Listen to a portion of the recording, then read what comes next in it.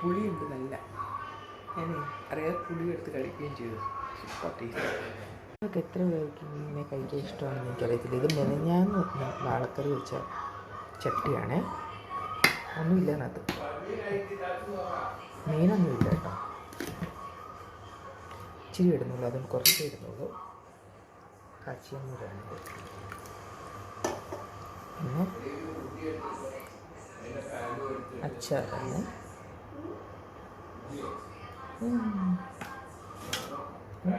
ഇത് മതി. കാരണം ഈ ചോറിനകത്ത് ഉപ്പിട്ടിട്ടാണ് ചോറുണ്ടാക്കുന്നത്. അതുകൊണ്ട് ഓൾറെഡി ഉപ്പൊക്കെ ഉണ്ട്. അപ്പോൾ വേറൊന്നും വേണ്ട.